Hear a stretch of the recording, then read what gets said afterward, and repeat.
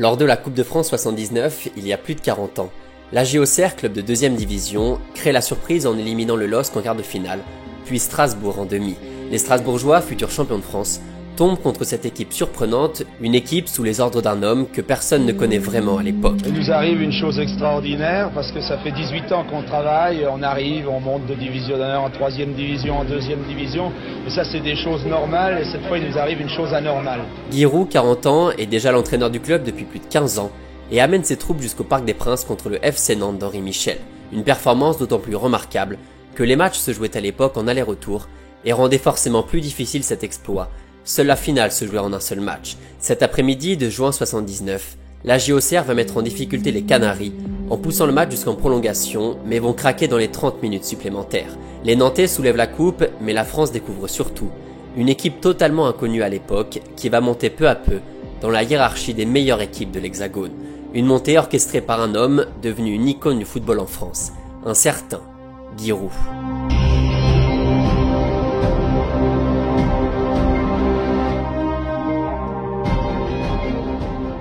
Pour le premier épisode de cette nouvelle série, vous avez été beaucoup à proposer des noms comme Sir Alex, comme Mourinho, comme Guardiola, les entraîneurs les plus connus de ces 20-30 dernières années. Mais celui que vous attendiez le plus est bel et bien français, et ce n'est autre que Monsieur Giroud, un monument du football tricolore, avec son survêt, son bonnet, son sourire et toutes ses plus grandes sorties. Non, pas du tout, mais vous m'emmerdez, je vais pas faire un papier d'ambiance, on parle du match de Metz, non? L'entraîneur mythique de l'AG Auxerre a traversé les décennies avec son club, pour l'emmener jusqu'au plus haut niveau français. Celui qui a tout connu avec l'AGIA avait sa patte et sa façon si particulière de manager son effectif entre rigueur, sérieux et un poil de paternalisme. Un style qui a construit sa légende et cette aura autour de l'entraîneur.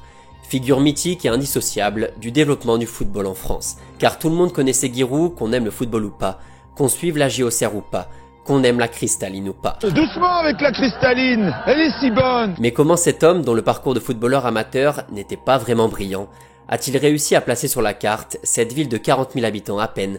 Comment Giroud a-t-il terrorisé les entraîneurs de première division dans les années 90, au point de vouloir l'envoyer sélectionneur de l'équipe de France pour s'en débarrasser en championnat? Et vous l'aurez compris, c'est donc Giroud qui a été élu meilleur entraîneur d'Europe. Beaucoup de questions et vous allez voir pas mal de réponses, car avec Giroud, la langue de bois, c'était vraiment pas la priorité.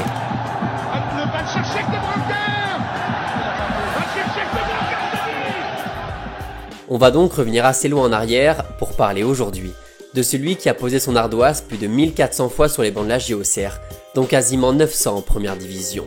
Bienvenue dans cette nouvelle série dans laquelle on va parler tactique, passion et grande réussite, entre anecdotes, football et authenticité.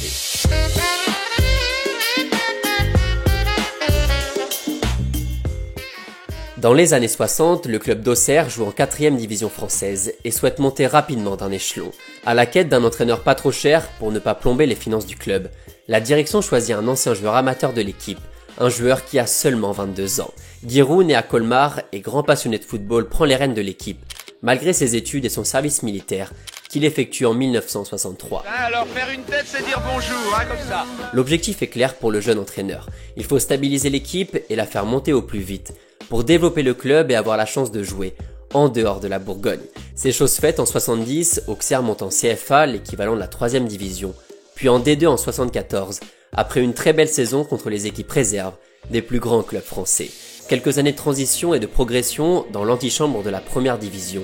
Ce fameux parcours en Coupe de France en 79 est déjà de la modernité pour Giroud. J'ai vu travailler beaucoup de clubs étrangers et je suis plutôt d'inspiration d'école anglo-saxonne ou Europe de l'Est que latine, c'est certain, mais enfin j'ai pas de modèle. Le modèle c'est les gens qui y travaillent. Il n'hésite pas à mettre en place des stages de 3-4 jours, des filières de recrutement pour améliorer son équipe et la professionnaliser, celle-ci étant constituée principalement de joueurs amateurs. Ah oui, il est certain déjà qu'il faut rendre quand même hommage à tous nos employeurs qui nous ont libérés voici bientôt 1 mois et demi depuis le match de Lille. Dès l'année suivante, l'AG Auxerre monte en première division après avoir remporté la seconde et découvre l'élite du football français. C'est alors que Giroud a la bonne idée de lancer une académie, un centre de formation à Auxerre pour développer les jeunes talents, pour les éduquer et les lancer dans le grand bain quand ils en ont les capacités. Le club, qui vient de gagner une belle petite somme après son parcours en Coupe de France et sa montée en D1, achète le terrain et fait construire le centre de formation à quelques dizaines de mètres de la baie des Champs. Bien, c'est un petit peu la carte confiance, la bonne mine. Et puis aussi la visite du centre qui est magnifique et les parents à ce moment-là sont conquis de voir leurs enfants dans un tel paradis. L'entraîneur joue très bien son rôle de formateur et de père de famille rassurant pour tous les jeunes qui débarquent au centre sans forcément connaître leurs coéquipiers. Ces jeunes sont les futures pépites du club et peut-être, qui sait, de l'équipe de France. Il faut les surveiller et en prendre soin. Vous savez, quand vous partez de chez vous à 13 ans et demi, vous débarquez au CERF, vous connaissez personne, vous connaissez que Guy, considéré comme un deuxième papa, et vous avez affaire à lui pratiquement tous les jours. Donc il y avait d'autres rapports que le rapport football et sportif. Outre les victoires en catégorie jeune et surtout en Coupe Gambardella, l'académie auxerroise va sortir de futurs grands joueurs qui vont permettre à Auxerre et à Giroud de prospérer en première division. Les 2 premières années sont compliquées, adaptation oblige. Mais dès l'arrivée de la génération Boly, le club va griller les étapes et s'installer sur le podium de la Ligue 1. Giroud a imposé son style et va le façonner tranquillement durant toutes ces années en première division.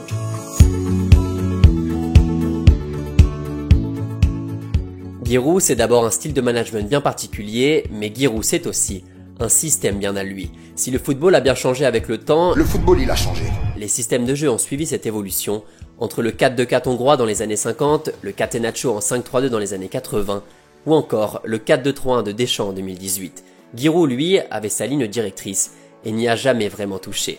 Un 4-3-3 modulable au milieu de terrain avec une vraie fiche de poste pour chacun des joueurs. Ce système, Giroud l'a découvert en Angleterre lors de la Coupe du Monde 66 à laquelle il se rend, tout comme celle de 70 au Mexique ou de 78 en Argentine. Il fallait que je me forge une expérience de football professionnel. Où la trouver mieux qu'en Coupe du Monde? La formation lui tape à l'œil, Giroud va la modeler à sa manière. Défensivement d'abord, le style est à l'ancienne.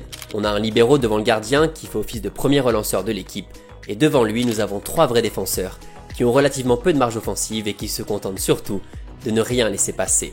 On pense d'ailleurs très fort à Taribo West, le plus grand cauchemar de Thierry Henry. Who was the player you least liked playing against? Wow, that's tough. I will go back in the days Taribo West, Auxerre, because they were men marking. He was following you everywhere, even in the dressing room.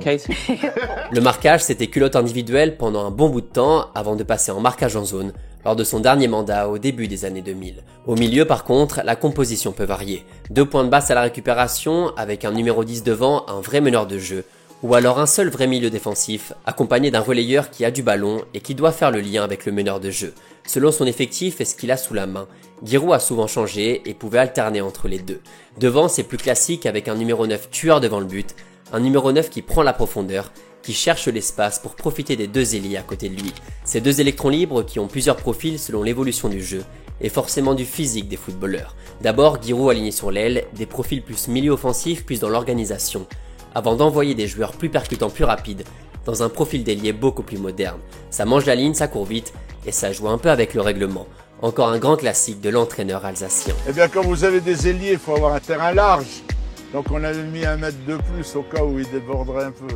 Pour illustrer tout ça, voilà certaines équipes qu'on pouvait retrouver à Auxerre, à l'époque de Giroud, en prenant 3 exemples différents. On en parlait juste avant, celle du début des années 80, quelques années après la montée, et la mise en place du centre de formation.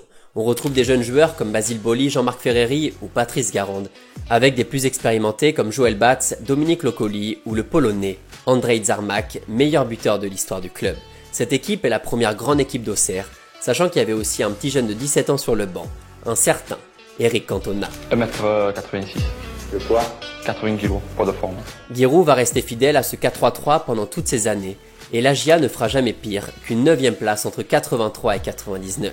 Une dizaine d'années après cette première compo, voici celle de 96, même schéma, avec des beaux petits noms un peu partout. À tous les joueurs, parce qu'un entraîneur n'est rien sans des bons joueurs et des joueurs sérieux. On a Lionel Charbonnier dans les cages, Laurent Blanc en libéraux, un merveilleux milieu à 3 avec Lamouchi en 6, Saïb en relayeur et Martine en 10, et une attaque avec Cocard, Diomède sur les ailes, aux côtés du grand Lilian Lasland.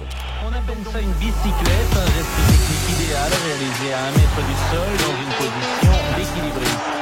L'avant-centre d'Auxerre a joué dangereusement. Lasland titulaire, Guivarch remplaçant. Le secteur offensif était plutôt bien fourni à l'époque, et d'ailleurs, on va y revenir d'ici quelques instants. Le système est un peu différent au début des années 2000, avec cette fois-ci 2 vrais centraux, la paire Mexès Boumsong, un vrai numéro 10 de métier avec Yann Lachuer, et cette attaque à 3 qui a fait tellement mal aux défenses. Olivier Capot à droite, Khalilou Fadiga à gauche, et bien sûr Djibril Cissé devant, celui qui a noué une très forte relation avec l'entraîneur auxerrois. L'attaquant, repéré par Giroud en 96, a toujours rendu hommage à son entraîneur dans un respect et une admiration qui fait toujours du bien à revoir. Ça lui paraissait invraisemblable que j'ai consacré autant d'efforts à un gamin de 14 ans. Sans lui, il y aurait eu... rien n'aurait été possible, donc vraiment, c'est vraiment quelqu'un de très important pour moi. Cette équipe de l'AJA du début des années 2000, avec ce maillot mythique sponsorisé PlayStation, finira 3e de Ligue 1 en 2002, avec un Djibril, meilleur buteur du championnat, et un Olivier Capot, meilleur passeur de celui-ci. Un an plus tard, l'AJA remportera aussi sa 3e Coupe de France contre le Paris Saint-Germain de Ronaldinho, grâce à un but de Jean-Alain Boumsong dans les dernières minutes de la rencontre.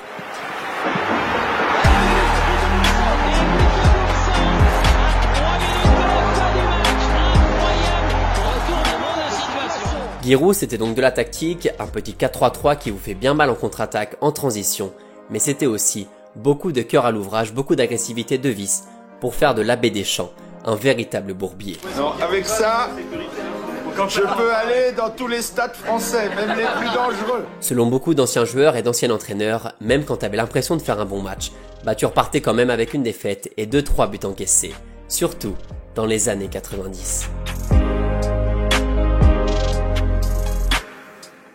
Les années 90, en termes de notoriété, c'était le summum de la JOCR. Derrière les gros poissons bordelais, nantais, parisiens, marseillais ou monégasques, le petit club de Bourgogne fait mieux que rivaliser avec les Cadors et remporte sa première Coupe de France en 94 après une victoire facile contre Montpellier. Mais encore mieux que ça, le club s'installe confortablement dans le paysage footballistique européen. C'est la balle de but!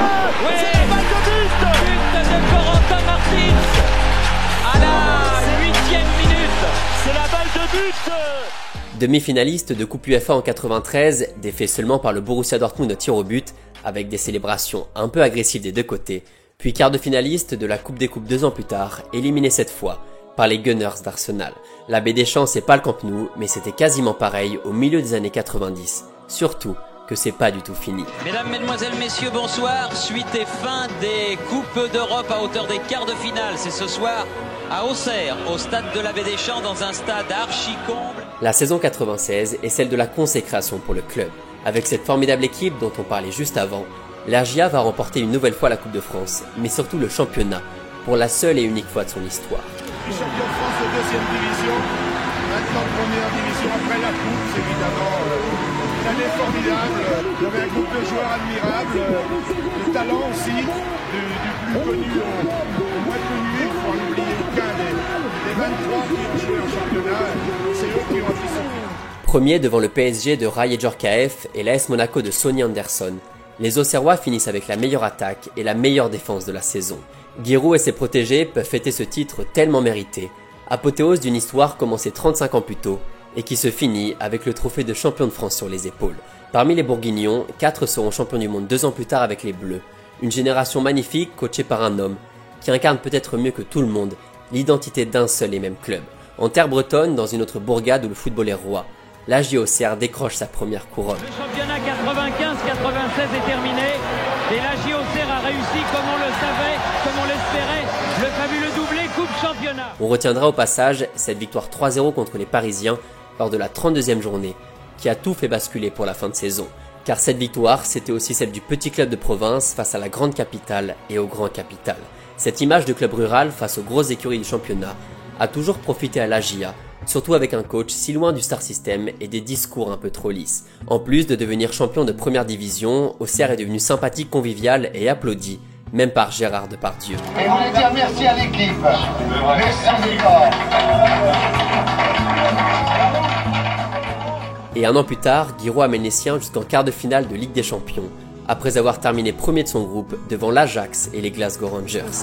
Bien joué, et celui-là, il y est, but de Diomède sur cette droite, de Diomède sur le déviation. Éliminé une nouvelle fois par le Borussia, décidément c'est toujours les mêmes, l'AJA va se consoler en allant chercher la Coupe Intertoto quelques mois plus tard. La JOCR ne s'est jamais cachée en Coupe d'Europe, elle a rivalisé avec ses armes et aurait vraiment pu aller plus haut avec un petit peu de réussite. Car les 2 fois contre le Borussia, les Allemands sont allés au bout et ont remporté le trophée. Quelques grands clubs à l'époque sont donc passés par l'Abbé Deschamps et certains très grands noms du football mondial ont rendu hommage à Giroud, notamment un Écossais que vous devez sûrement connaître. Giroud sacrificed his whole life for 44 years at one club. That tells you something really profound that it made him a really special person. Oui, c'est très gentil de sa part. Il aura sa bouteille de Chablis. Hormis son bref passage au RC Lens en 2007, Giroud n'aura donc connu qu'une seule maison, celle de l'AJA, et qu'un seul président, Jean-Claude Hamel, un duo légendaire dans Lyon qui a permis au club auxerrois d'écrire les plus belles pages de son histoire. La fidélité à toute épreuve, même quand l'équipe de France lui a tendu les bras, notamment en 93, après la patate de Kostadinov. La GIA a toujours pris le dessus, surtout avec la nouvelle génération, qui a réalisé le doublé 3 ans plus tard. Devenu un vrai personnage dans la culture populaire, entre ses apparitions dans les Guignols et toutes ses apparitions dans des spots publicitaires. La cristalline et moi, on est inséparables.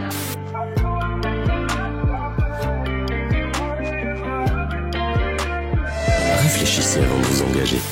Excusez-moi, vous l'avez trouvé où votre chariot? À Auxerre, une de nos fiertés, c'est la pelouse. Giroud évoque forcément quelque chose à tous les fans de football, pour ce qu'il dégageait sur et en dehors du terrain. Des matchs, il en a coaché un paquet, plus que n'importe qui en Ligue 1. Et des anecdotes forcément, c'est pas vraiment ça qui manque. Demandez à Fidel Castro, qui a voulu le ramener à Cuba en lui proposant tout simplement une île, refus catégorique de Giroud, ou à toutes les boîtes de nuit autour de la baie des Champs, qui devait rapporter à l'entraîneur la liste de chacun des joueurs étant passé par l'établissement. Qu'est-ce qu'ils font ces jeunes-là là-dedans? Vous devez pas être là. Et pour les amateurs de jeux vidéo, si Tony Hawk a lancé sa franchise de skateboard en 99, Giroud l'avait déjà fait des années plus tôt en 93, avec ce bon vieux Giroud Manager, adapté sur pas mal de consoles ensuite. Une sorte de football manager, mais avec un bonnet et un survêt un peu trop grand. Bon, quand il a reçu la Légion d'honneur par contre, le costard était bel et bien sorti. Giroud a tout fait dans sa vie. Il a écrit des livres, il a monté une auto-école, des assurances, mais il élevait surtout des futurs champions, et un paquet sont passés dans son équipe. Ferreri, Boli, Cissé, Cantona, et tous les autres. Toutes ces époques, tous ces joueurs, tout ce chemin parcouru entre la division d'honneur dans les années 60 et un quart de finale de Ligue des Champions en 97. On plantait des clous et une ficelle. Je faisais la barre transversale. Lui, il était goal et moi, je jouais de là. On a commencé comme ça. Car Giroud, c'était aussi bien des victoires en CFA que des victoires contre l'Ajax, contre Arsenal. Giroud, c'était un père protecteur avec de grosses qualités de formateur, avec une vraie capacité à fédérer des joueurs vers un même projet commun. Son dernier match avec l'AJA en 2005 en est le meilleur exemple. Une victoire pleine de panache contre Sedan à la 94e minute, grâce au coaching de l'entraîneur qui a fait entrer Bonaventure Kalou quelques minutes plus tôt.